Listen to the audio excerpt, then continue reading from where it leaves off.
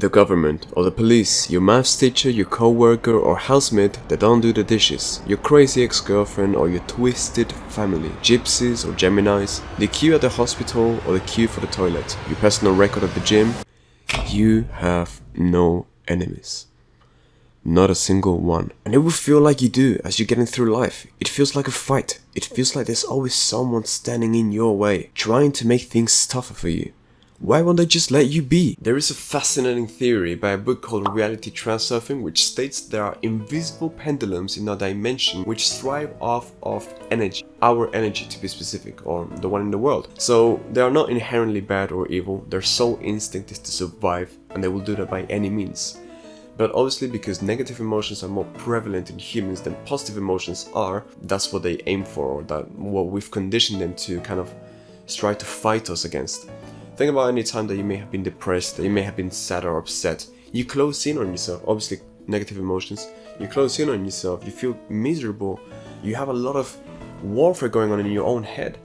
You feel like you don't have energy. Why? Because the pendulum sucks it all out of you. Pause. And trying to fight these negative emotions with more negativity or more toughness. Oh man, I'm so tired, I'm so sick of it though. I want to be better. These negative emotions only strengthen it. It's like doing a bit of push and shove, you're fighting negative with negative. But that would never work. The only way to get rid of negative is with positive. Just how the only way to solve hatred is with love, not with more hatred. He hits me, I hit him back. He hits me again and I return. No, stop that. You're fighting against a lifeless golem that just wants your energy off of you. What you're outputting is just being given back to you. It's just being repeated. According to this book, this will be the pendulum that's trying to feed and thrive off of you. It knows that you're going to keep fighting because we're silly creatures, but we have been given the gift of consciousness and logic to stop this. So if you think about it this other way, however, they want and they promote your energy. They know that your negative emotions are stronger, but what if you did positive ones instead?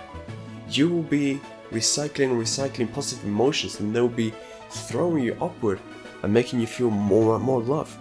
It will be a spiral that goes upward instead of going downward. It will be for the better to be indifferent to the hurt, to be indifferent to pain, and to focus your attention, your emotions, where the love actually is. Let's take for example that you are playing a sport, that you're in a competition and then you are at the finals. It's you and it's the other team. I want you to picture this. You've been working really hard. It's the final 5 minutes. You're giving it your all. It's really tied together.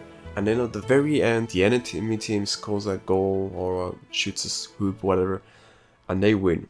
By just a point. You may express tremendous dissatisfaction, and that would be normal. But don't lie and don't stay in this pool of self-pity. Don't stay in this state of sorrow. Instead, think to yourself, man, it was really close. How frustrating, I should say with a smile. But I've learned from it, and I gave it my all. We all did. So the next time, they better watch their back because we're coming in with full power, right? Something of the sort. Well, what if bad things happen all of the time in your life? Should you just be like, it's fine, I'm happy, I'm jolly?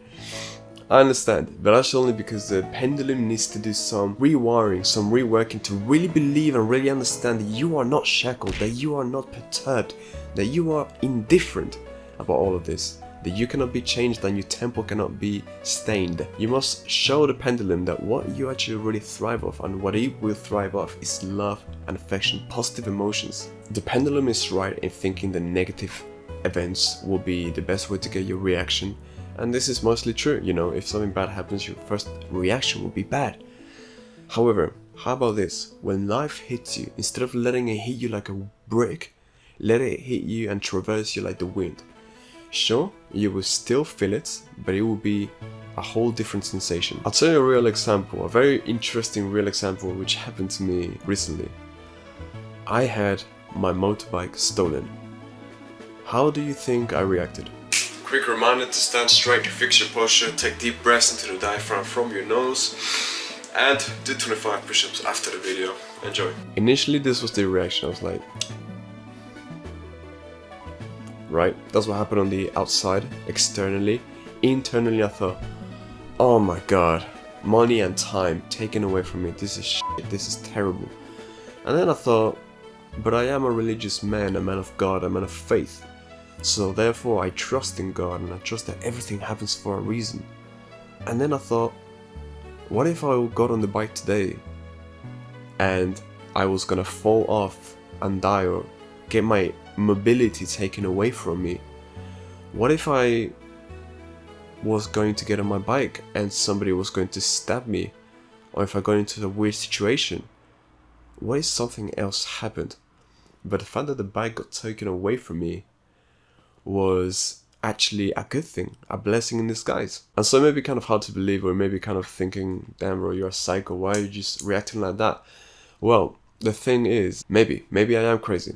I think about it every day. However, the rest was out of my control and I focused solely on the good. Maybe a coincidence, maybe not, I don't believe in such thing. But do you know what happened? I found it 2 days later.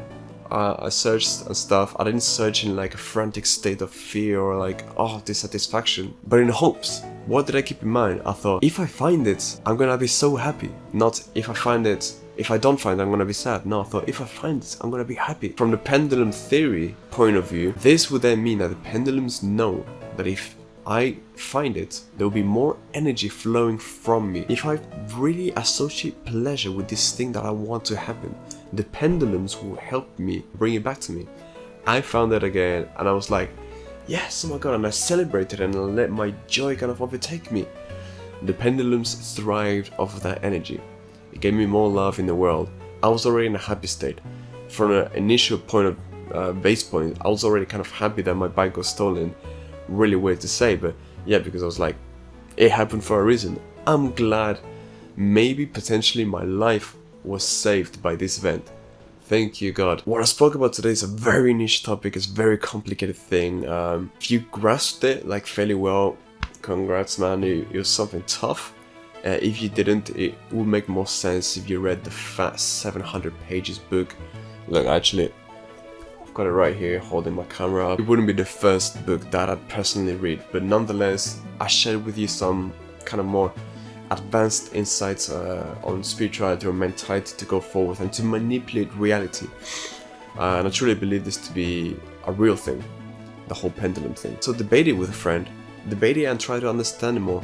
What if there were energies in the world, or a pendulum or whatever, that try to harness energy off of us? What then if we focus on the good things? That would be a wheel and a system to have more positive emotions rather than negative ones. Speak about it with a friend would be a good philosophical talk. I hope you enjoyed it. Let's try to be 1% better every day, and much love.